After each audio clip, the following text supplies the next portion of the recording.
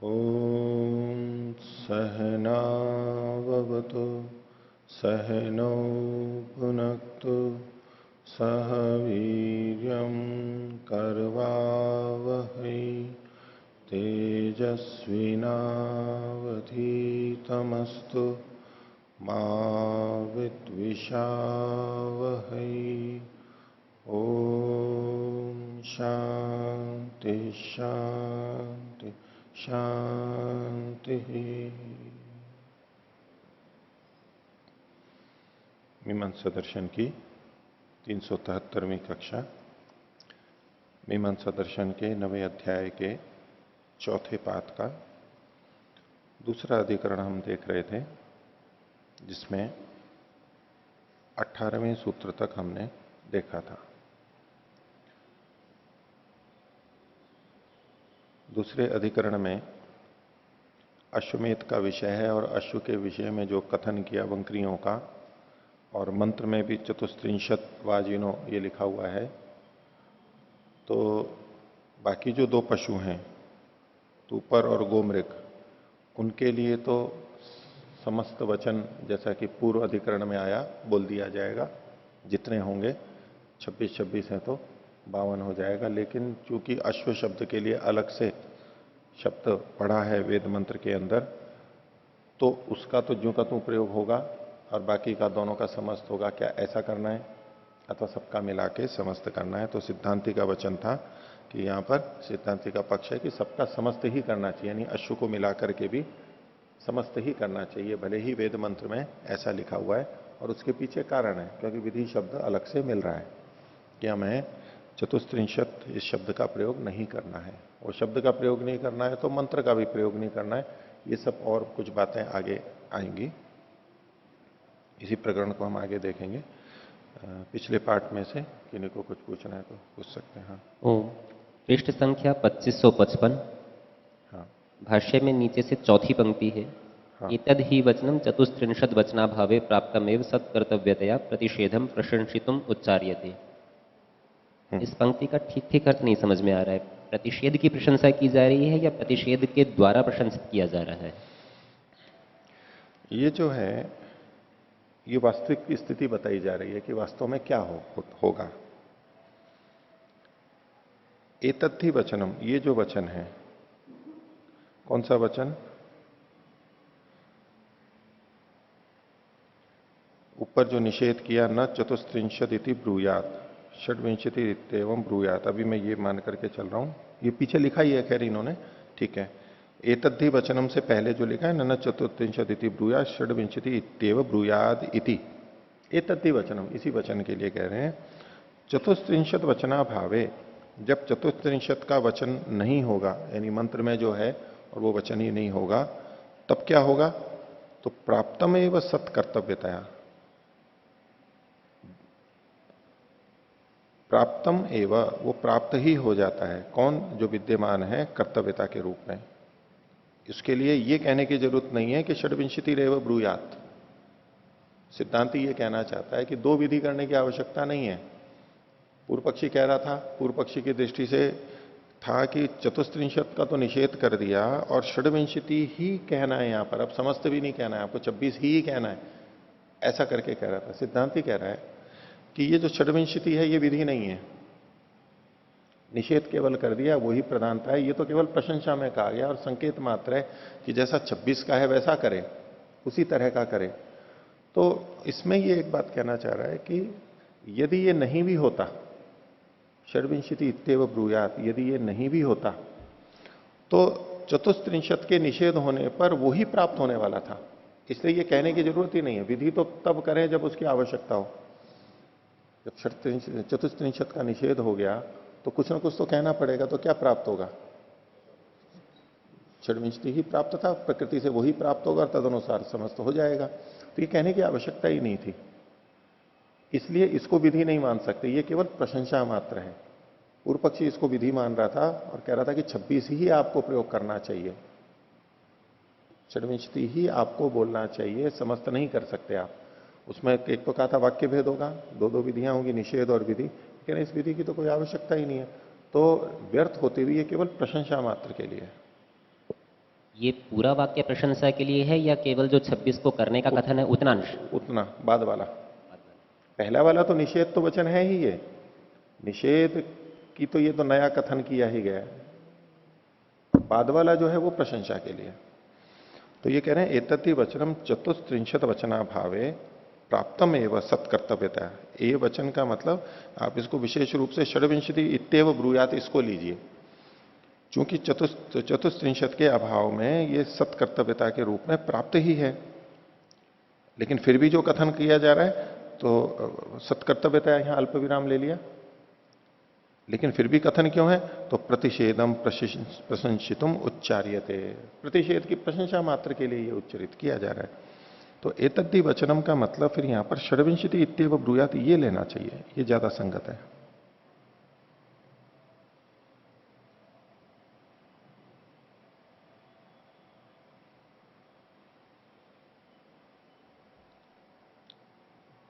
हो गया? प्रशंसितुम उच्चार्यते, इसके बाद पूर्ण विराम लगा लेंगे। और इससे लाभ क्या होगा? तदेवम एक वाक्यताम आपत्त्यते, एक वाक्यता भी बन जाएगी। हाँ बोलो। इससे जो अगला वाक्य है, सा एक वाक्यता संख्या परे बाधिता स्यात्। हाँ पूर्व पक्षी के मत में दोष दिखा रहा है कि अगर संख्या परक मानोगे विधान, हाँ तो एक वाक्यता खंडित होगी। हाँ, तो ये जो पर... एक वाक्यता है संख्या परे, मतलब संख्या मतलब यहां 26 संख्या कि ये 26 संख्या माने तो, और 26 को संख्या परक इस वचन को मानेंगे तो ये विधि परक बन जाएगा। तो इसलिए वाक्य एक वाक्यता बाधित हो जाएगी। विधि भी मानेंगे, निषेध तो है ही, और विधि भी मानेंगे संख्या परक, तो सा एक वाक्यता संख्या परे बाधिता स्यात्। इसमें मतलब विधि वाक्य सती, संख्या परक मतलब संख्या की विधि करने वाली कि 26 ही होनी चाहिए यहां पर। तो ऐसे में तो एक वाक्यता समाप्त हो ही जाएगी। अनेकार्थ विधानम च अन्याय्यम एकार्थ विधाने संभवती। हाँ पूर्व पक्षी के मत में अगर उसमें भी जो वाक्य था न चतुस्त्रिंशदिति ब्रूयात्, इसको प्रशंसा में मान लेंगे जैसे सिद्धांति मान रहे, उस तरह उसके मत में नहीं मान। कैसे प्रशंसा करेंगे? कि केवल संख्या का विधान करेंगे, षड्विंशति का विधान करेंगे, इतने मात्र। वो तो पहले से था ही। यहां तो विशेष विधान तो चतुस्त्रिंशत का आ गया ना, ये मंत्र आ गया, विशेष विधान है, तो इसके लिए निषेध है। और अगर केवल उसकी प्रशंसा में ये बोला जाएगा तो फिर मंत्र में जो कथन कर रहा है, मंत्र प्राप्त है, तो ये तो होगा ही। तो उस स्थिति में न चतुस्त्रिंशत इति ब्रूयात् केवल प्रशंसा के लिए होगा, निषेध के लिए नहीं होगा। और निषेध नहीं होगा तो ये मंत्र बोला जाएगा, फिर अश्व के लिए अलग बोला जाएगा और बाकी दो पशुओं के लिए समस्त अलग बोला जाएगा, ये प्राप्त होगा। क्योंकि निषेध तो कर नहीं रहे हो आप, उसको प्रशंसा में ले रहे हो। प्रशंसा में लोगे तो निषेध नहीं कर सकते उससे। सिद्धांति भी प्रशंसा में उसको कह रहा है। नहीं, प्रशंसा में तो उत्तरवर्ती को, षड्विंशति को ले रहा है। षड्विंशति को प्रशंसा में ले रहा है। चतुस्त्रिंशत का तो निषेध, ये विधि ही हो रही है, निषेध की विधि हो रही है। हो गया? इसी में जो एतद्धि वचनम चतुस्त्रिंशत वचन अभावे, क्या नीचे से चौथी पंक्ति अभी जब देख रहे थे, हाँ एतद्धि वचनम, हाँ चतुस्त्रिंशत वचन अभावे प्राप्तम एवं, हाँ, इसके अभाव में क्या प्राप्त है? इस वचन के अभाव में ये जो वचन है चतुस्त्रिंशत के अभाव में सत्कर्तव्यता, ठीक कर्तव्यता हो, उसके लिए ये प्राप्त ही है। कौन सा? 26 वाला। कुछ ना कुछ कर्म तो करना ही है वहां पर, वंक्रियों का विषय है ही, तो सत्कर्तव्यता वो होगी, जितना है उतना ही बोल रहे हैं, ये सत्कर्तव्यता हो गई। ये तो प्राप्ति ही है, प्रकृति में भी प्राप्त था, प्रकृति में भी कहा गया था, विकृति में भी प्राप्त है। तो इसका कुछ कथन नहीं भी होता तो भी प्राप्त था ही वो, उसको कहने की आवश्यकता ही नहीं थी। फिर भी कहा जा रहा है, इसका मतलब है ये केवल प्रशंसा के लिए है, विधान करने के लिए नहीं है ये। ठीक है? हाँ। ओह, आचार्य जी, इसमें जब हमने जो 34 चतुस्त्रिंशत वाचक जो शब्द था उसको हटा करके फिर इसमें षडशीति शब्द को रखेंगे, फिर इसमें मंत्र में यहाँ पर जो पृष्ठ संख्या 2554 में ये जो दूसरा अधिकरण के भाष्य की चौथी पंक्ति में जो मंत्र आया है, चतुस्त्रिंशत वाजिनो देव बंधो, तो अब यहाँ पर चतुस्त्रिंशत जब हम इस मंत्र को बोलेंगे तो यहाँ पर चतुस्त्रिंशत की जगह पे षडशीति रखने के लिए कहना चाह रहे हैं? नहीं नहीं, अभी प्रकरण पूरा नहीं हुआ है, मंत्र ही हटेगा। अच्छा। वैशेषिक मंत्र अकरण पक्ष है। सिद्धांत क्या है? मंत्र को ही हटाएगा। ये चर्चा भी चलेगी नहीं, अधिकरण पूरा नहीं हुआ है, मंत्र को ही हटाएंगे ये। उसमें यही चलेगा कि भाई अब चतुस्त्रिंशत तो नहीं बोलना है, तो क्या एक पद को ही नहीं बोले, एक पद में उहू कर दें और बाकी मंत्र जू का तू रखें? ये आगे चर्चा चलेगी अभी। हाँ जी। और दूसरा है पृष्ठ संख्या 2552 में ऊपर से भाष्य की चौथी पंक्ति है। इसमें कह रहे हैं जी द्विवचनांत एवं इंद्राग्नि शब्दों लक्षणया विशिनष्टि। तो द्विवचनांत जो इंद्राग्नि शब्द है वो देवता को विशेषित करता है लक्षणा से। तो यहाँ पर ये स्पष्ट नहीं हो रहा है कि यहाँ लक्षणा कैसे हो रही, क्योंकि इंद्राग्नि तो देवता ही है, तो उसमें लक्षणा की क्या बात? देवता तो है वचन की दृष्टि से। तो किस तरीके से लक्षणा? देवता तो एक ही तो है ना, देवता। देवता शब्द एक वचनांत है, तो इंद्राग्नि शब्द देवता को विशेषित कैसे कर सकता है? वो द्विवचनांत शब्द को विशेषित करेगा। विशेषण विशेष्य में लिंग वचन समान होता है इस सिद्धांत के अनुसार। लक्षणा यही हो रही है ना कि जो मुख्य अर्थ था वो नहीं ग्रहण कर रहे हैं वहां पर। ये एक वचनांत है तो भी द्विवचनांत भी उसको विशेषित कर रहा है इसी रूप में। बस इतनी ही लक्षणा माननी पड़ेगी। प्रकृति प्रत्यय दोनों में लक्षणा हो सकती है ना, दोनों में हो सकती है, प्रकृति और प्रत्यय में। तो आप जाति की दृष्टि से देख रहे हैं कि इंद्र और अग्नि ये दोनों देवता हैं और आगे भी देवता शब्द है, तो इनका जो वाच्य है वो देवता ही है इस दृष्टि से। तो आप ये प्रकृति को देख रहे हो, ठीक है, प्रकृति में। लेकिन वचन की दृष्टि से तो अभिधा में नहीं कह रहे हैं, केवल प्रत्यय की दृष्टि से देखिए। देवता होते हुए भी वचन का यहां पर भेद है, बस इतने अर्थ में लक्षणा है यहां पर। जैसे लक्षणा जब करते हैं तो उसमें ये आता है कि जब साक्षात जो वचन है उस वचन से अगर वो अर्थ नहीं आ रहा है तब हम लक्षणा करते हैं। हाँ। तो यहाँ पर ऐसे कैसे हो रहा है कि ऐसे वहां हो तो रहा है ना कि इंद्राग्नि द्विवचन है, दो देवता, और यहाँ देवता वचन एक शब्द एक वचन है, तो दो देवताओं के नाम से एक देवता का अर्थ तो नहीं आता है, देवते होना चाहिए। इतने ही अंश में लीजिए। हम प्राय करके इस तरह से नहीं देखते ना लक्षणा। प्रकृति प्रत्यय को अलग अलग देख करके एक अंश में भी लक्षणा हो सकती है। जी। और पृष्ठ संख्या 2549 में हाँ। ये 9वें सूत्र के भाष्य की नीचे से चौथी पंक्ति, हाँ। 5वीं पंक्ति में हाँ। यदि ही करणत्वेन निर्दिश्यते ततो अनेन प्रकाशितम कर्तव्यम। हाँ। कहते हैं कि अगर उस अध्रिगु को करण के रूप में निर्देश करेंगे तो ऐसा तात्पर्य निकल के आएगा कि अध्रिगु से प्रकाशित करना चाहिए कर्म। कर्म। हाँ जी। हाँ। लेकिन यहाँ पर करण के रूप में है नहीं है। मतलब सिद्धांति कह रहा है, पूर्व पक्षी कह रहा है कि कर्ण के रूप में अगर होता तब तो ऐसा मान सकते थे कि अध्रिगु से प्रकाशित करना चाहिए। हाँ। तो फिर आगे पूर्व पक्षी कहता है जी अथ पुनः एतत् अकरणम क्रियमाणानुवादी। लेकिन फिर पूर्व पक्षी ऐसा मान रहा है कि उसको क्रियमाण का अनुवादी भी मान रहा है उसको। हाँ। तो एक तो कहता है कि प्रकाशित करना चाहिए, तो प्रकाशित कर रहा है ये तो नहीं मान रहा है वो, लेकिन क्रियमाणानुवादी मान रहा है। तो ये हाँ। प्रकाशित करना और क्रियमाणानुवादी पृथक है या एक आंशिक ही चीज? प्रकाशन है, लेकिन ये जो प्रकाशन है ना, ये सन्निपाती शब्द यहाँ पर असन्निपातित्वाद जो लिखा हुआ है ना, उसका मतलब है कि मंत्र के तत्काल बाद में वो क्रिया होना, प्रेष के तत्काल बाद में वो क्रिया होना। तो प्रकाशन उसी अर्थ में लिया जाएगा। भविष्य में भी जो कह रहे हो आप, भविष्य में भी प्रकाशित तो कर ही रहा हूं, तो वो अर्थ यहां नहीं लेना होगा। उतने प्रकाशन को प्रकाशन नहीं कह रही है, तत्काल बाद में, इसके बाद में ये करना है।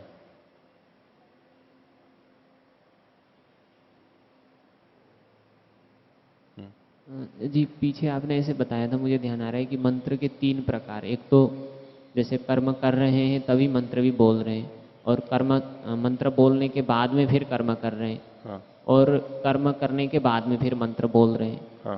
तो ये जो क्रियमाणानुवादी मतलब क्रियमाण मतलब अभी हम कर रहे हैं और मंत्र भी बोल रहे हैं, ऐसा तो नहीं कहना चाहिए? ऐसे में तो फिर वो करण सिद्ध होगा ना, क्रियमाणानुवादी, क्योंकि मैंने इसमें कहीं से देखा होगा तो इसलिए मैंने भावी ये लिखा हुआ है। ये कहाँ लिखा है ये मैंने नहीं, लेकिन कहाँ से लिया, लेकिन इसमें मैंने भावी लिख रखा है। तो वो कहीं से लिया होगा, किसी टीका वगैरह से, या पूछने पे पता लगा कि यहाँ पर भावी अर्थ लेंगे तो संगत लगेगा, नहीं तो उससे जुड़ ही जाएगा, तब तो करण के रूप में आ ही जाता है ना।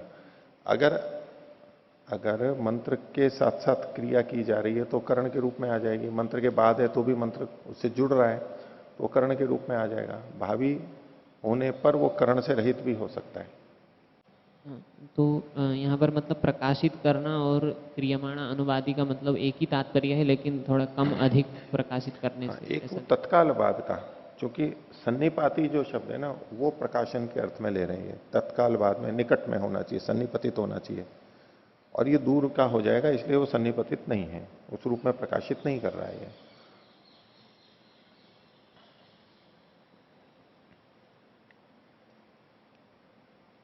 ठीक है, तो आगे का देखते हैं, पृष्ठ संख्या 2556। तो इसमें अश्वमेध के अश्व के संदर्भ में चतुस्त्रिंशत ये संख्या लेनी चाहिए, ये मंत्र लेना चाहिए, नहीं लेना चाहिए। तो सिद्धांति का तो है कि ये नहीं लेना चाहिए। तो इसमें पूर्व पक्षी अपनी बात को रख रहा है। 19वां सूत्र, ऋग्वा स्याद आमना तत्वात अल्प विराम अविकल्पश्च न्याय्य। बोले इसमें इस ऋग का प्रयोग करना चाहिए क्योंकि वो आमनात है, पढ़ी गई है, और इसमें अविकल्प उचित है। अविकल्प उचित है क्योंकि एक तरफ निषेध किया गया या एक तरफ समस्त वचन कहा गया, एक तरफ चतुस्त्रिंशत का भी मंत्र मिल रहा है, दोनों प्राप्त हो रहे हैं, तो कोई विकल्प की बात कर सकता है। तो कह रहे हैं कि विकल्प नहीं होना चाहिए, विकल्प ठीक नहीं है, अविकल्प ही ठीक है। भाष्य देखिए, आमनाता ही ऋक, ऋक चूंकि पढ़ी गई है, अप्रतिषिद्धाच, और उसका कोई प्रतिषेध भी नहीं किया गया है ऋक का, पूर्ण विराम, तस्मात अश्वस्य वैशेषिकम वचनम स्यात्, इसलिए अश्व से संबंधित विशेष वचन यानी ये मंत्र होना चाहिए। और इससे क्या होगा, तथाच अविकल्पो भविष्यति, इसमें विकल्प भी नहीं होगा। अविकल्पश्च न्याय्यम, और अविकल्प उचित है, क्यों, विकल्पे विरुद्धम वचनम अन्योन्येन भवति, जब विकल्प होता है तो जो दो वचन है वो एक दूसरे से विरुद्ध होते हैं। जिस समय एक आता है तो दूसरे का विरोध हो जाता है, दूसरा आता है तो पहले का विरोध हो जाता है। एक दूसरे का विरोध आधे आधे ढंग से तो करते ही हैं, विकल्प में भी विरोध होता है, विकल्प में भी विरोध होता है ना। एक पक्ष में तो बाधा माननी ही होती है हमारे को। मान लो प्रधानमंत्री का काल है, बोले आधे समय ये प्रधानमंत्री होगा, आधे समय ये प्रधानमंत्री होगा, तो यूं तो तालमेल भी लग रहा है, लेकिन दूसरे को हटा करके ही तो बैठता है वो, दूसरे को हटा के ही तो बैठेगा वहां पर। तो विकल्प विरुद्धम वचनम अन्योन्येन भवति, और ऐसे में क्या होगा, भवति इति चेत, और यदि आप कहते हो कि यहां पर विधि होती है तो न प्रतिषेध, फिर प्रतिषेध नहीं होगा। नेति चेत, और अगर यहां पर प्रतिषेध होता है तो न विधि, फिर विधि नहीं हो सकती है, यानी कोई सा एक होगा। तस्मात वैशेषिकम वचनम कर्तव्य, तो विशेष वचन करेंगे तो इसमें विकल्प भी नहीं आएगा। आगे इस पूर्व पक्षी का ही है 20वां सूत्र, तस्याम तु वचनात् ऐरवत पद विकार स्यात्, तो इसमें वचन के कारण से ऐर के समान पद विकार हो जाए। ऐरम कृत्वा, इरा इरा, ऐरम कृत्वा, पीछे जो आया था उसमें जैसे पद का विकार किया था ऐसे यहां पर भी कर लेना चाहिए। अतः युक्तम ऋक तत्र प्रतिषिध्यते इति, जो आपने कहा था ऋक का तो प्रतिषेध किया गया है वचन से, ब्राह्मण वचन से, तो नहीं तदेवम, ये ठीक नहीं है। तस्याम वचनात् पद विकार स्यात्, उसमें वचन के कारण से पद विकार कर लेना चाहिए। वचनम ही भवति, वचन क्या है, न चतुस्त्रिंशत इति ब्रूयात षड्विंशति इत्येव ब्रूयाद इति, ये तो वचन है, विपरीत अल्प विराम में ले लीजिए। तत्र चतुस्त्रिंशत पदम श्रुत्या प्रतिषिध्यते, ये जो चतुस्त्रिंशत शब्द है ये श्रुति से प्रतिषिद्ध हो रहा है, ब्राह्मण वचन से। अल्प विराम, पूर्ण विराम हटा लीजिए, प्रतिषिध्यते, ऋक लक्षणया प्रतिषिध्यते, और जो ऋचा है उसका प्रतिषेध कैसे कह रहे हैं, लक्षणा से किया जा रहा है। देखो दो बातें हैं, एक तो पद में परिवर्तन कर दें, एक है कि ऋक को हटा दें पूरी को, तो दो बातें, तो दोनों में से किसका करना चाहिए, जिसमें पूर्व पक्षी कह रहा है कि ये जो चतुस्त्रिंशत पद का निषेध हो रहा है ये तो श्रुति से हो रहा है, क्योंकि वचन क्या था? निषेध वचन न चतुस्त्रिंशत इति ब्रूयात्, चतुस्त्रिंशत इस शब्द को ना बोले, पद को ना बोले, तो ये तो साक्षात श्रुति से निषेध किया जा रहा है।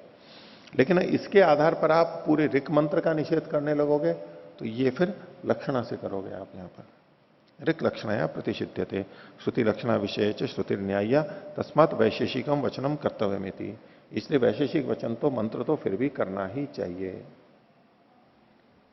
आगे इस पर सिद्धांति कहता है सर्व प्रतिषेधो वा असंयोगात पदेन स्यात्। सर्व प्रतिषेध हुआ, इस पूरे का प्रतिषेध होना चाहिए, पूरे मंत्र को ही नहीं बोलना चाहिए। क्यों? पदेन असंयोगात, पद के साथ में जो इसका चतुस्त्रिंशत पद है, इस पद के साथ में संयोग न होने से मंत्र के पूरा मंत्र ही हटा देना चाहिए। भाष्य सर्वस्य एव वा ऋचा प्रतिषेधो अयम, ये पूरी ऋचा का ही प्रतिषेध है। न चतुस्त्रिंशत पदस्य, मात्र चतुस्त्रिंशत पद का प्रतिषेध नहीं है। अकस्मात पदेन असंयोगात, पद के साथ में असंयोग होने से मंत्र का। पदेन असंयोगात ये सूत्र का अंश है और इसी को आगे खोल रहे हैं। चतुस्त्रिंशत पदेन ऋचा संयोगो न स्यात्, चतुस्त्रिंशत इस पद के साथ में ऋचा का संयोग नहीं होगा, और जब ये नहीं होगा तो विना तस्मात् पदात् नैव ऋक् शेषो वंक्री गणनम कुर्यात्, और इस पद के बिना ये जो ऋचा है वंक्रियों की गणना ही नहीं कर सकती। तो प्रयोजन क्या हुआ? वहां तो वंक्री गणना के संदर्भ में कहा गया है। और अगर अथ षड्विंशति पदेन संबध्येत, अगर इसका संबंध षड्विंशति पद से कर दिया जाए, चतुस्त्रिंशत हटा करके बाकी मंत्र जो का तू मान लिया जाए, तो सोचे कि भाई वंक्री गणना फिर भी हो जाएगी, तो बोले तथापि न अश्ववंक्री संख्याम ब्रूयात्, अश्व की वंक्रियों की संख्या को तो ये फिर भी नहीं कह पाएगा, वंक्रियों को नहीं कह पाएगा 34 और 26 में भेद होने से। तथा दृष्टो अर्थो नाव कल्पेता, तो दृष्टार्थता नहीं रह पाएगी, यानी अदृष्टार्थता कल्पित, अदृष्ट कल्पित करना पड़ेगा। ऊनम च वाक्यम अर्थम न साधयेत, और ये जो वाक्य ऊन होगा, कम होगा, वो अर्थ को सिद्ध नहीं कर पाएगा। आप 26 का प्रयोग करोगे तो अर्थ को यानी 34 को सिद्ध नहीं कर पाएगा। और यदि आप चतुस्त्रिंशत का भी प्रयोग करते हो, उस पक्ष में भी ले लो कि चतुस्त्रिंशत लिखा हुआ है, तो ये 86 को सिद्ध नहीं कर पाएगा, षडशीति को सिद्ध नहीं कर पाएगा, यानी कम को हो जाएगा। तो ऊनम च वाक्यम, वाक्य में तो न्यूनता रहेगी, अर्थम न साधयेत, अधिक अर्थ को सिद्ध नहीं कर पाएगा वो। ऊने च वाक्य दोष श्रवणम, और वाक्य में अगर कमी हो तो इसमें दोष कहा गया है। मंत्रो हीन स्वरतो वर्णतो वा मिथ्या प्रयुक्तो न तम अर्थमाह, तो कोई मंत्र जो होता है वो हीन हो, कम हो, स्वर से हीन हो, वर्ण से हीन हो, अथवा मिथ्या प्रयुक्त हो, तो उस अर्थ को नहीं कहता जो उसको कहना चाहिए।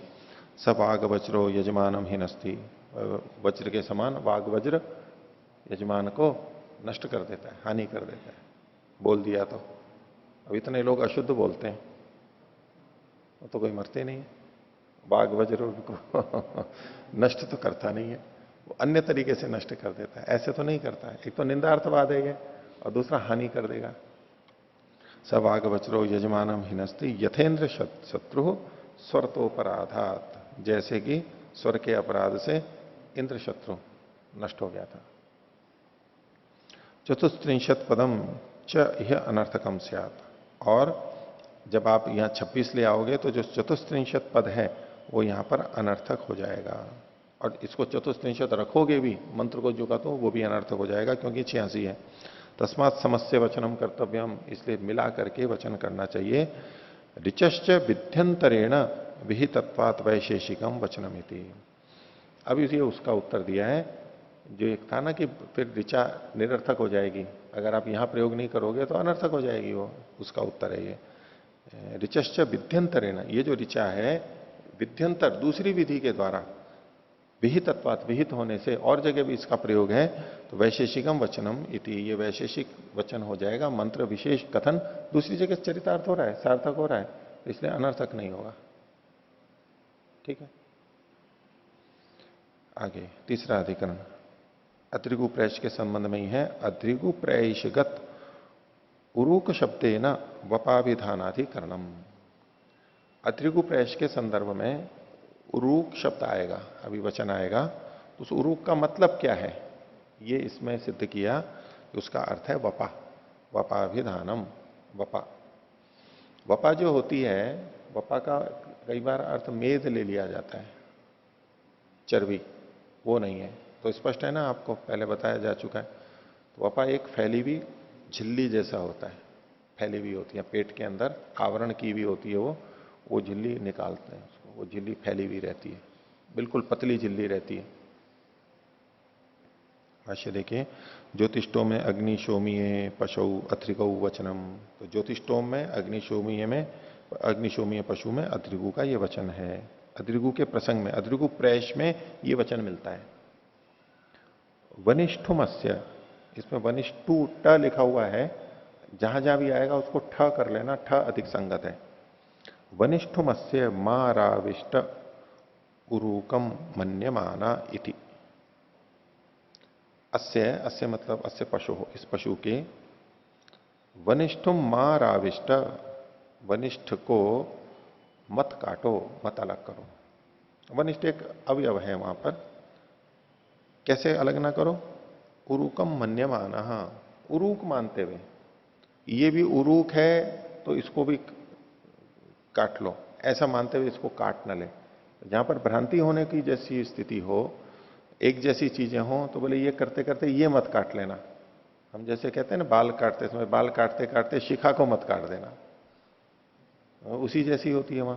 तो ऐसा कह रहे कि इस शिखा को बाल मानते हुए मत काट देना। ऐसे क्या, वनिष्ठ मत्स्य माराविष्ट उरूकम मन्यमान इति। तो तत्र उरूक शब्दम प्रति विचार, उरूक शब्द का मतलब क्या है ये विचार किया जा रहा है। तो दो पक्ष बता रहे हैं, किम वनिष्ठुम अस्य माराविष्ट उलूक सदृशम मन्यमान।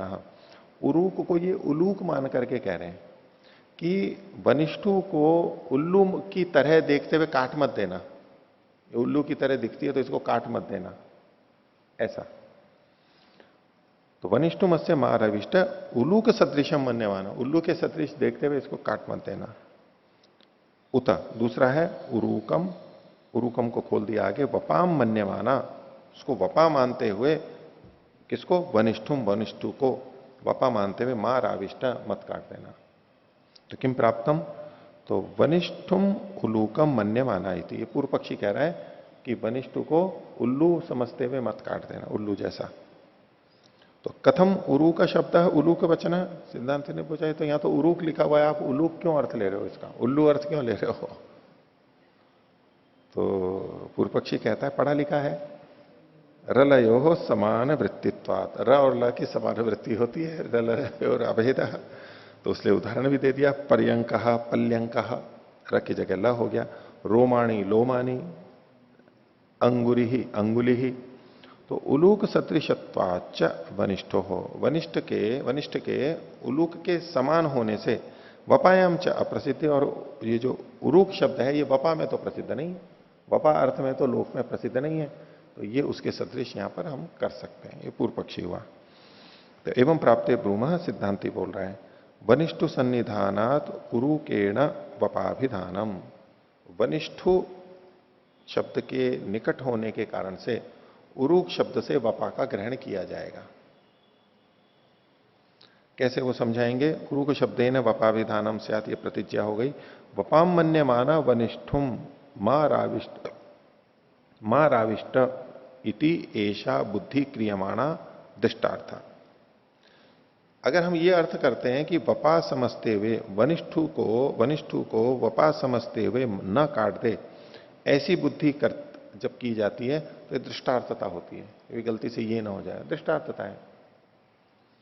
भवती ही वनिष्ठु सन्निधानात व्यामोहेन वनिष्ठोर लवन प्रसंग, और ये व्यवहार में देखा भी जाता है, वनिष्ठु के सन्निहित होने के कारण से, व्यामोह से, भ्रांति से वनिष्ठु का लवन भी हो जाता है। वपा का करते करते वनिष्ठु का भी लवन हो जाता है, काट दी जाती है वो। तम च निवर्तयन एष शब्दों दृष्ट प्रयोजनो भवती, और उसको हटाता हुआ, वनिष्ठ को हटाता हुआ यानी उसको न काटता हुआ, ये जो वाक्य है ये दृष्ट प्रयोजन वाला होता है, सार्थकता होती है। आगे, न ही वनिष्ठुर न लवितव्य एवं, बोले यहां इसका यह मतलब नहीं है कि वनुष्ठु को काटना ही नहीं चाहिए। दो बातें हैं। इसको पढ़ते हुए हमें ऐसा लग सकता है ना, वनिष्ठु मत्स्य महाराविष्ट उरुकम मन्यमाना, उरुक मानते हुए वनिष्ठु को मत काट दो। इसका मतलब है कि वनिष्ठु को काटना ही नहीं चाहिए, ये अर्थ हो सकता है ना। उसके लिए सिद्धांत कह रहा है न ही वनिष्ठु न लवितव्य, वनिष्ठु नहीं काटनी चाहिए ये बात नहीं कही जा रही है, वो तो कटेगी, वो तो कटनी ही है। वपोद्धरण काले वपाम मन्यमान न लवितव्य, वपा के उद्धरण के समय उस वनिष्ठु को वपा मानते हुए जो काटना है वो नहीं होना चाहिए, कटना तो वो भी है। इतरस्मिन पक्षे, दूसरे पक्ष में, जहां वनिष्ठु को कि उल्लू के समान नहीं, उसको वनिष्ठु को नहीं काटना चाहिए, जो उल्लू के समान दिखाई दे रही है उस वनिष्ठु को नहीं काटना चाहिए, ये अर्थ कर लोगे। इतरस्मिन पक्षे वनिष्ठु मार आविष्ट इति लवितव्ये वनिष्ठ अनर्थ का प्रतिषेध। तो इसमें वनिष्ठु को नहीं काटो ये अर्थ होगा, तो लवितव्य वनिष्ठ में भी, वनिष्ठु में भी अनर्थक ही प्रतिषेध हो जाएगा, निरर्थक प्रतिषेध हो जाएगा। जबकि काटना होता है उसको, लेकिन उसका निषेध हो जाएगा, ये विपरीत अर्थ आ जाएगा। उलूक सदृश वचनम च अदृष्टार्थम, और उलूक के समान कथन जो किया जा रहा है तो वो उसमें कोई दृष्टार्थता नहीं होगी, अदृष्ट मानना पड़ेगा। तो पूर्व पक्षी कह रहा है कथम पुनर्वपायाम अप्रयुक्तो वपाम प्रत्यायिष्यति उरूक शब्द इति। बोले जो उरूक शब्द है आप इसका अर्थ वपा ले रहे हो, तो वपा में अप्रयुक्त है, ये लोक में प्रसिद्ध नहीं है, वपा के अर्थ को बताता ही नहीं है, तो फिर उरूक शब्द का आप ऐसे अर्थ कैसे ले सकते हो? लोक में अप्रयुक्त है तो वपा के अर्थ को ये बता कैसे सकता है? सिद्धांत कह रहा है उच्चते अवयव प्रसिद्ध्या, अवयव की प्रसिद्धि से ये बता सकता है। कैसे? उरु शब्द तावत विस्तीर्ण वचनो दृष्ट, उरु शब्द जो है वो विस्तीर्ण वाचक देखा जाता है। अवयव प्रसिद्धि से मतलब उरु के शब्द है ना यहाँ पर, तो उरु को अलग कर दिया, क को अलग कर दिया, ये अवयव कर दिए शब्द के, और अवयव की प्रसिद्धि है, अवयव की प्रसिद्धि से अर्थ निकलता है निरुक्त की शैली में। तो उरु शब्द स्थावत विस्तीर्ण वचनो दृष्ट, व्यापक विस्तीर्ण अर्थ में देखा जाता है। उसका उदाहरण दे रहे हैं, प्रसिद्धि बता रहे हैं। तद्यथा उरु राजांगणम, राजा का जो अंगन है, आंगन है वो बहुत बड़ा है। उरु तैलिकांगणम, तेली का आंगन भी बड़ा है।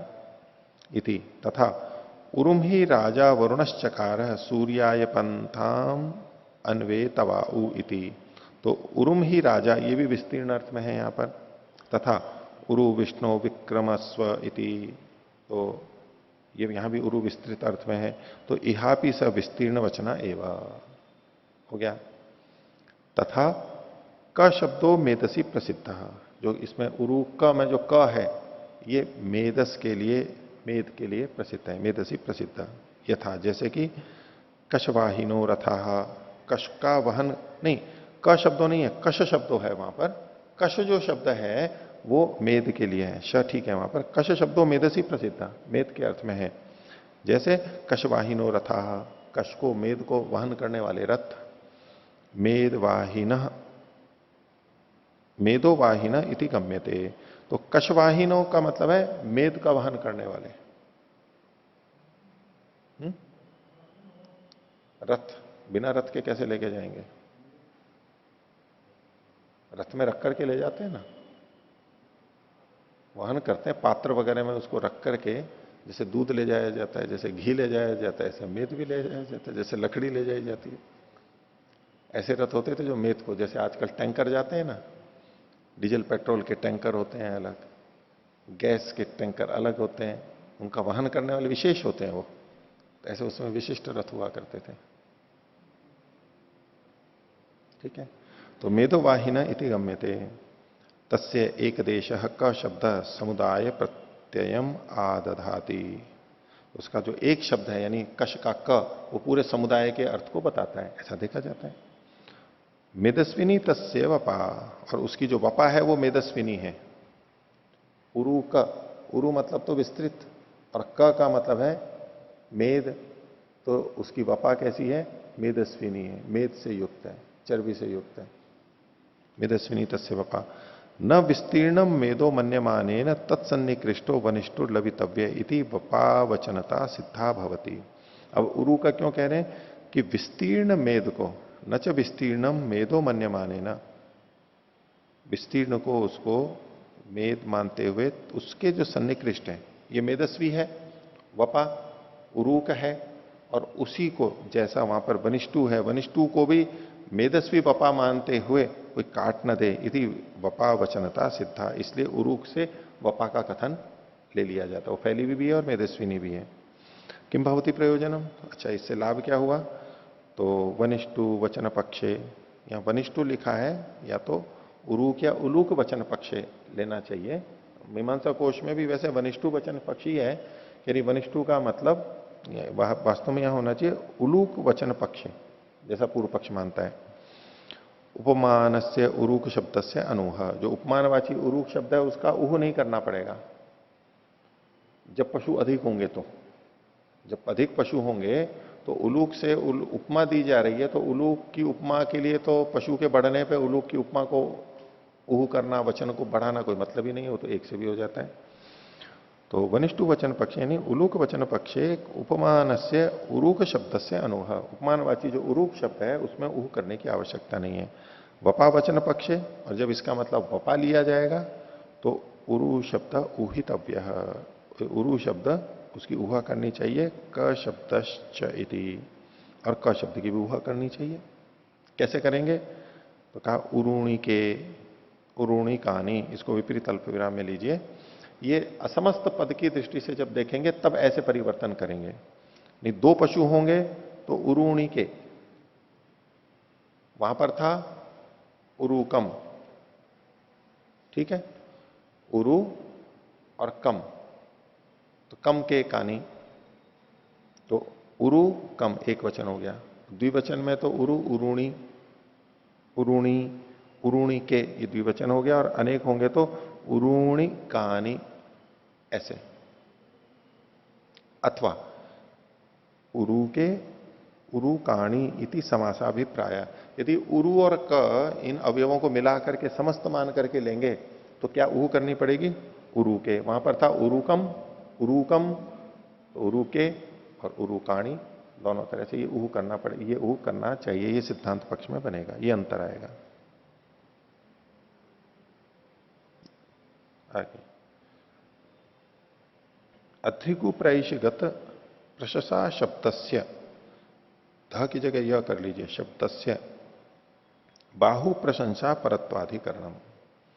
अधिकुप्रैष में ही प्रशंसा ये शब्द मिलता है, प्रशंसा अभी उदाहरण में आएगा।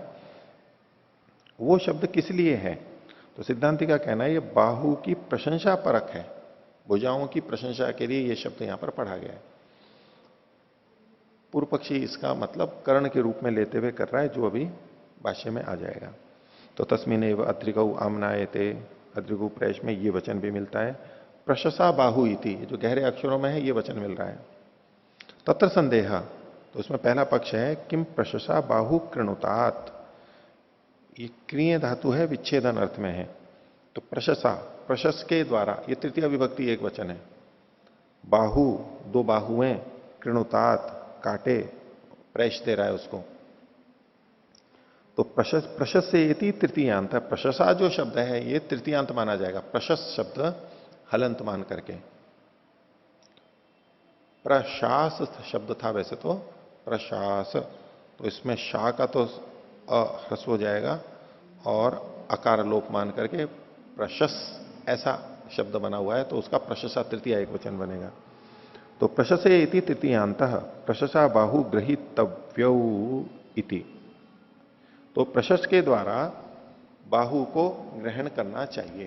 तो प्रशस मतलब यहां पर पूर्व पक्षी का मतलब है तलवार, तलवार के द्वारा बाहु को लेना चाहिए, उसको कर्ण के रूप में ले रहे हैं। ये पहला पक्ष हुआ। दूसरा है उत प्रशस्येति, प्रशंसा इति, ये जो है द्विवचनम, अथवा इसको द्विवचन मानेंगे। कैसे द्विवचन मानेंगे? आकारे विभक्ते कृते प्रशस्तौ बाहु कर्तव्यो इति, प्रशस्तौ बाहु कर्तव्यो इति, प्रशस्तौ बाहु, बाहु तो द्विवचन था ही, प्रशस्तौ था, और औ की जगह पे आकार विभक्ति के रूप में कर लेने पर, आकारे विभक्ते, विभक्ति के स्थान पर आकार के कृत्य कर लेने पर आकार आदेश हो जाता है ना विभक्ति को। सुपाम सुलुक सुपम सुलुक पूरत सवर्णा छेया डाट्याया जाला। तो ये जो आ हो जाता है, औ की जगह पे जो आ हो जाता है, बोले ये आ किया हुआ है, वैसे तो औ है, बाहु को देखते हुए। किम प्राप्तम, दो पक्ष हुए। तो पूर्व पक्षी कहता है प्रशसास्य भिधानम। इसमें प्रशसा अस्या या लिखा हुआ है, दूसरा वाला या जो लिखा हुआ है उसका आ काट दीजिए, हटा दीजिए। यह है प्रशसा अस्य विधानम, असी अभिधानम। असी मतलब तलवार होता है, असी अभिधानम अस्य विधानम। भाष्य सभी जगह संशोधन देख लेना। यहां पर प्रशसा अस्य विधानम सूत्र का है। असौ ही शास शब्द प्रसिद्ध। जो प्रशस शब्द था, तो इसमें पूर्व पक्षी कह रहा है असौ, असी में यानी तलवार में शास शब्द प्रसिद्ध है। तथा ही, जैसे कि कहते हैं तथा ही तम अनुवदति, विपरीत अल्पविराम में लीजिए, गहरा अक्षर है ही वैसे तो। 10 प्रयाजान इष्ट्वा आह शासम आहर। 10 प्रयाजों को करके फिर बोलता है कि शास को लेकर के आओ। ये असी के लिए कथन है। और पुष्टि में कह रहे हैं असी वही शासम आचक्षतेति। असी को शास कहते हैं, ये अलग वचन मिल रहा है, तो असी वाची है ये। अनर्थिका च बाहुवो स्तुति। और अगर आप इस प्रशंसा को बाहु की प्रस्तुति स्तुति के लिए कह रहे हो तो निरर्थक है। स्तुतौ बाहु किम अपि अधिष्टम कुरुता इति मांत्रवर्णिकम तयोर देवतात्वम कल्पितम स्यात्। अगर आप कहो कि प्रशंसा किए गए बाहु कोई अदृष्ट करेंगे, क्योंकि प्रशंसा की जा रही है, तो प्रशंसा सार्थक तब होगी जब बाहु से कुछ फिर वहां अदृष्ट उत्पन्न हो रहा हो। कि प्रशंसा किए गए बाहु होंगे तो अदृष्ट उत्पन्न होगा, कुछ विशेषता होगी, दृष्टता तो है नहीं। तो मंत्रवार्णिक उनका देवतात्व कल्पित करना पड़ेगा कि उससे भी वो देवता है और उससे कुछ हमारे को मिल रहा है। जैसे कि देवताओं की प्रशंसा की जाती है तो अदृष्ट का उत्पादक होती है, ऐसे ये अदृष्ट को बनाएगी। तच्च अयुक्तम अन्यस्मिन पक्षे सती। जब दूसरा पक्ष है, यानी असी अर्थ है, तलवार अर्थ है इसका, तो ऐसा होने पे ये अर्थ करना गलत है। तथा शौनक्षेपे भवती दर्शनम। शौनक्षेप में भी ये वचन मिलता है। शौनक्षेप की कथा जो आती है, तो अनस्त्वाम अग्निम, ये न की जगह त कर लेना। अतस्त्वाम अग्निम शास हस्तम शासेन विशसनत्वात् न द्रष्टुम उत्सहे। इसमें भी ये शास हस्तम शासेन विशसनत्वात्, ये सब जो क्या है असी के अर्थ में आया है। इति तस्मात् असिना प्रशसा इति। तो यहां पर ये जो असिना है, प्रशसा, प्रशसा से का मतलब है असिना, असी के द्वारा, तलवार के द्वारा ये जाना जाता है।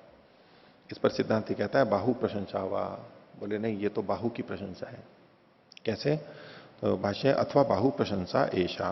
प्रशंसा बाहु कृणुतात, अर्थात प्रशंसित बाहुओं को काटो। प्रशस्तो बाहु छेतव्यो इति।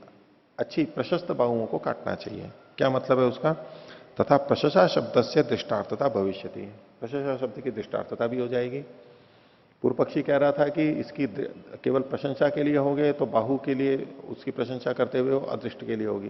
बोले मैं देखो, मैं दृष्टार्थता बताता हूं क्या है। कार्स्नेन ही बाहुओ प्रशस्तता। बाहु की प्रशस्तता क्या है?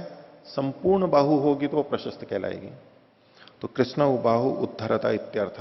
तो प्रशस्त बाहु इसका मतलब है संपूर्ण बाहु को लेना चाहिए। कृष्ण च बाहु उद्धर्तव्यो इति, खोल दिया उसी को। इतरस्मिन पक्षे, दूसरे पक्ष में, यानी पूर्व पक्ष में क्या होगा? स्वधिति ना विशेषणम क्रियते अशेष वाचक शब्द उच्चार्यते।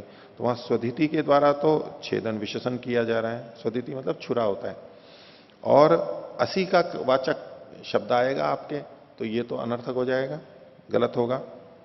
यदि वह मांत्र वर्णिकम, मां आ की मात्रा जोड़ लेना, यदि वह मांत्र वर्णिकम द्रव्यम विधीयते। अगर आप कहो कि चूंकि यहां पर मंत्र में पढ़ा हुआ है प्रशंसा बाहु, तो ये मांत्र वर्णिक द्रव्य हो गया।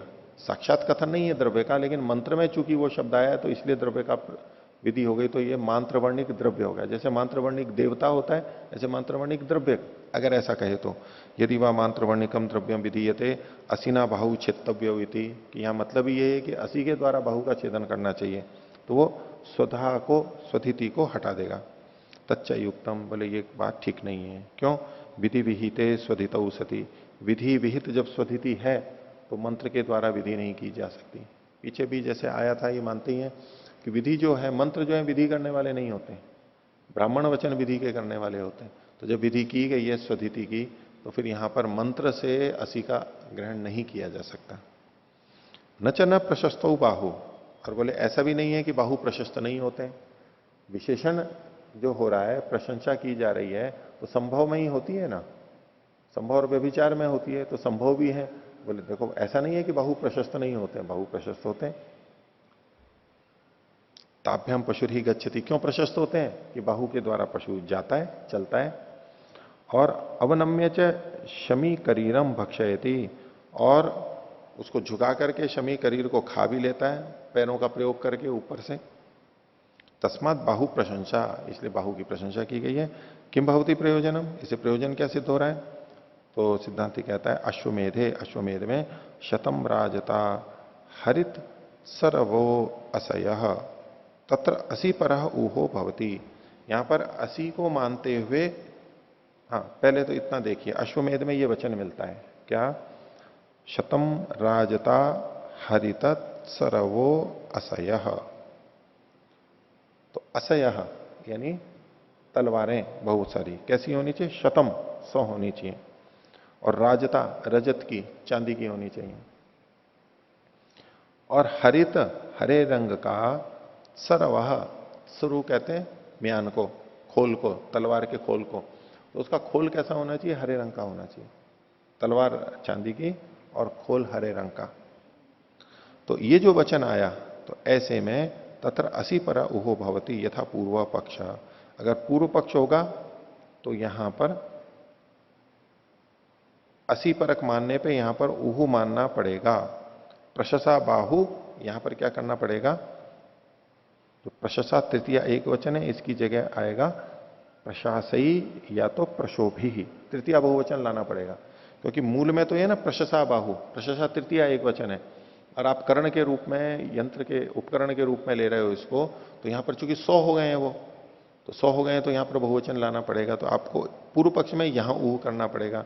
और यथातरी सिद्धांत, जिस पक्ष में इसको सिद्धांत में मानेंगे, केवल प्रशंसा के लिए मानेंगे, तो तथा बाहुपरेण ऊहे न भवितव्यम, बाहुपरक ऊह इसमें होना चाहिए। बाहुपरक का मतलब है, जैसे कि बाहु है तो बाहून हो गए, प्रशस्तान बाहून, या तो प्रशासान बाहून, प्रशासान बाहून, अर्थ तो प्रशस्त है, भाट्ट दीपिका में तो यूं ही है प्रशस्तान बाहु, लेकिन वैसे क्या? प्रशासान बाहु, प्रशसा है ना, प्रशस्त है, तो प्रशासान बाहून, ऐसा यहां पर ऊह करना पड़ेगा, ये अंतर आएगा। अगला अधिकरण, अत्रिगु प्रैशगत शेन शला कश्यपादि शब्दानाम कार्त्स्नेन उद्धरण प्रकाशकत्वाधिकरणम। अत्रिगु प्रैश में ही ये शब्द आए कुछ, एक तो शेन, दूसरा शला, तीसरा कश्यप, और आदि करके और भी कुछ शब्द हैं जो अभी भाष्य में आ जाएंगे।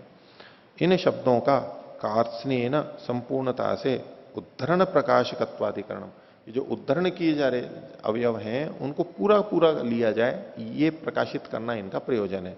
इन शब्दों का प्रयोजन क्या है? वो अवयव पूरे के पूरे लिए जाएं, ये सिद्धांत पक्ष है।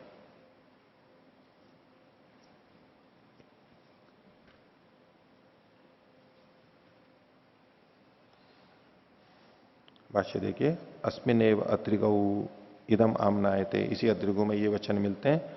शेनम अस्य वक्षः कृणुतात, कृणुतात मतलब कि हिंसायाम धातु है ये। तो शेनम अस्य, इसका जो वक्ष है वो शेन की तरह से काटे, इव अर्थ लेंगे, शेन इव वक्षः कृणुतात, शेन पक्षी के समान। शला दोषणी, दोषणी मतलब जो दो भुजाएं हैं, ये शला, ये जो शला है ये वराह विशेष है, तो शला के समान भुजाएं, विशेष प्रकार का वराह सुअर है। कश्यपे वांशौ, कश्यप की तरह से अंश, अंश मतलब कंधे, तो कश्यप का मतलब होता है कच्छप।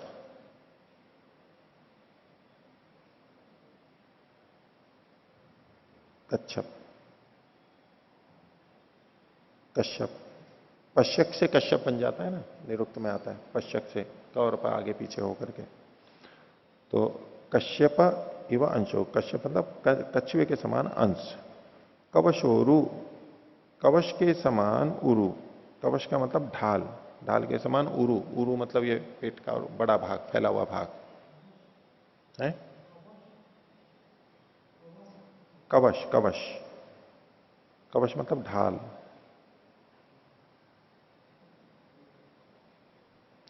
आगे श्रेक पर्णा अष्ठीवंतो, अष्ठीवंतो मतलब उरु भाग जो है ये नीचे का पूर्व भाग, घुटने का पूर्व भाग इसको ले रहे हैं।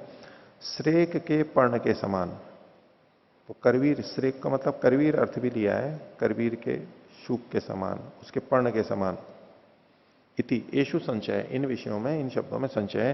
किम आकृति वचनम एषु भवति, ये जो दिए गए हैं उपमाएं शेन के समान और ये इसके समान, ये उपमान आकृति वचन है उत कार्स्नेन उद्धरणम इति, कार्स्नेनोद्धरणम इति, स्पष्ट लिख लीजिए, कार्स्नेनोद्धरणम इति, अथवा पूरी तरह से इनको निकालना है इन अवयवों को, इसलिए ये कथन किए गए।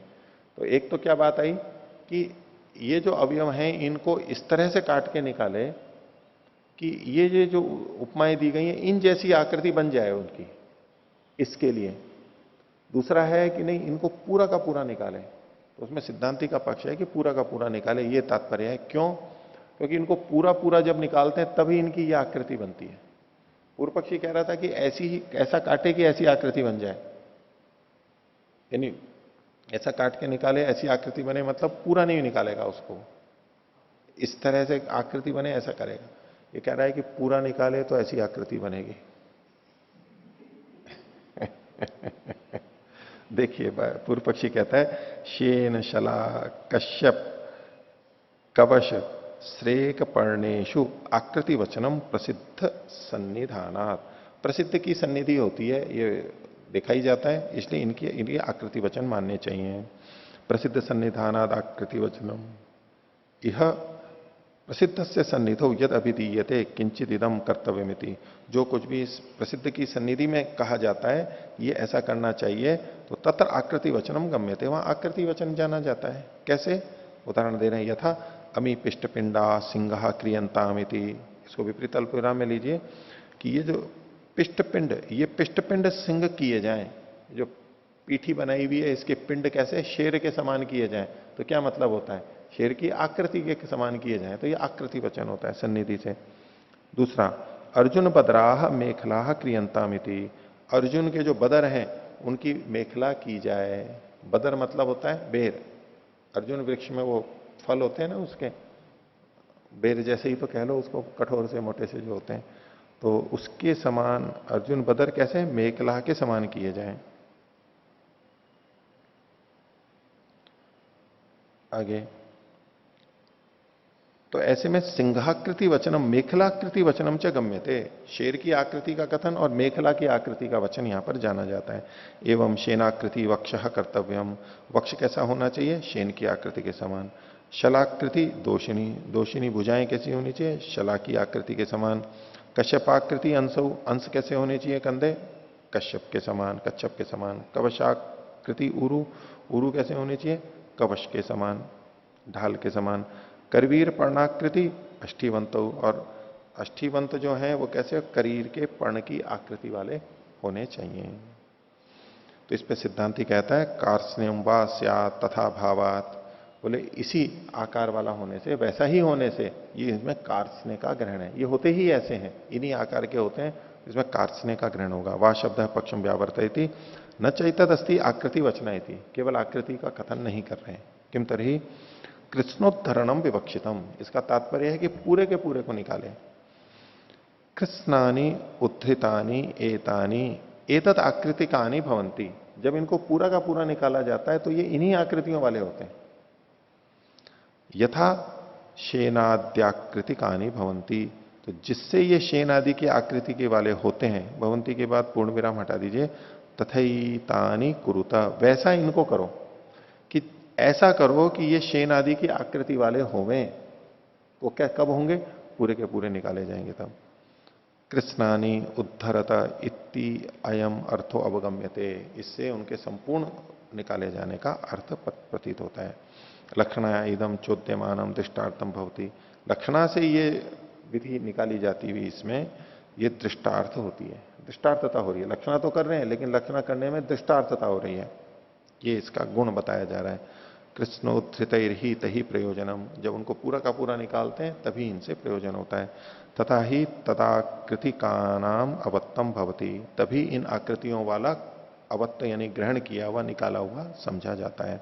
इतर्था अतदाकृति, इतना कर लीजिए इसको, इतर्था अतदाकृति का नाम अवत्यात, नहीं तो जो इस आकृति वाले नहीं होंगे उनका अवदान कर रहे हैं ऐसा हो जाएगा। तस्मात् कार्ष्ण्यम अवगम्यते इति, इसलिए संपूर्णता का यहां पर बोध होता है। सिद्धांति पक्ष है ये सिद्धांत पक्ष है। तो यथास्ति सेनमस्य वक्षा कृणुतात् कस्य पशो भवति, कस्य पशु हो, जो भी होगा वहां पर आजादी, अजादि नाम यदि भविष्यति पुनः सेन वक्ष तो सेनवत कथम भविष्यति। हाँ, वक्ष जो होता है शेन पक्षी के समान होता है। वक्ष को ले लिया, वक्ष का बाहर का भाग पसलियां ले ली, तो पक्षी कैसा होता है, पंख उड़ा हुआ था, वो ये पंख के समान निकलेंगे ना आप। वैसे भी उसके चित्र देखो, एक पसली को यूं देखो तो कैसा है, वो पंख के समान यूं गोल गोल सा रहेगा ना, पंखे के समान यूं, पक्षी के समान। सर्वत्र एवं भवति। हाँ, सर्वत्र ऐसा होता है। अब देखो ये तो प्रत्यक्ष करना पड़ेगा स्वामी जी, प्रायोगिक। अगर इतनी ही जिज्ञासा है और मुक्ति नहीं तो मुक्ति नहीं होगी तो प्रत्यक्ष करना पड़ेगा। अत्रिगोश्च तदर्थत्वात्, और अत्रिगु है ही इसीलिए, इसी काम के लिए, तो अत्रिगोश्च अंगानाम उद्धरणार्थ, अत्रिगु प्रवेश होता ही इसलिए अंगों के उद्धरण के लिए, क्योंकि शमिता को प्रवेश किया जाता है, वो यही काम करता है। तो अंगानाम कार्ष्णेन उद्धरणम कथम स्याद इत्येवम अर्थः, अंगों का पूरा पूरा उद्धरण कैसे हो उसके लिए कथन है। कथम एवं ही भवती वचनम, क्योंकि ऐसा वचन मिलता है, गात्रम गात्रम अस्य अनुनम कृणुतात, इसके गात्र गात्र को, अवयव अवयव को अनुनम कम ना करते हुए निकाले, यानी पूरा का पूरा निकाले। तस्मादपि शेनादि भी कृष्णोद्धरणम गम्यते इति, तो शेनादि शब्दों से कृष्ण उद्धरण वहां से जाना जाता है। प्रयोजनम पक्षोक्तम, प्रयोजन जैसा पक्ष में पहले कहा गया था वैसा का वैसा ही यहां पर होगा। गंगा प्रसाद जी ने ऐसा लिखा है कि उसमें पूर्व पक्षी में पशु में उहु करना पड़ेगा और सिद्धांत पक्ष में उहु नहीं करना पड़ेगा।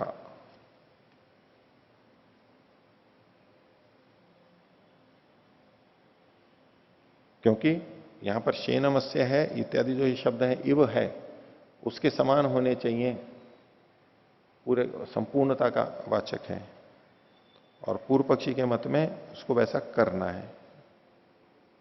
तो इतना ही रखते हैं आज का पाठ। प्रणव।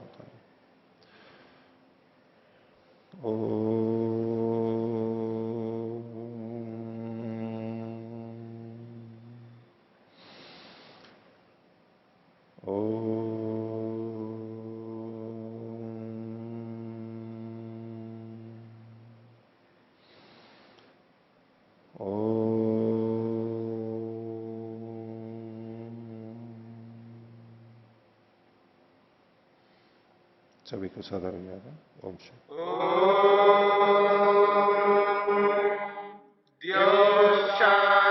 शांतिरंतरिक्षम शांति पृथिवी शांतिरापः शांतिरोषधयः शांति वनस्पतयः शांतिर्विश्वे देवा शांतिर्ब्रह्म शांति सर्वं शांति शांतिरेव शांति क्षमा शांतिरेधि। ओम शांति शांति शांति।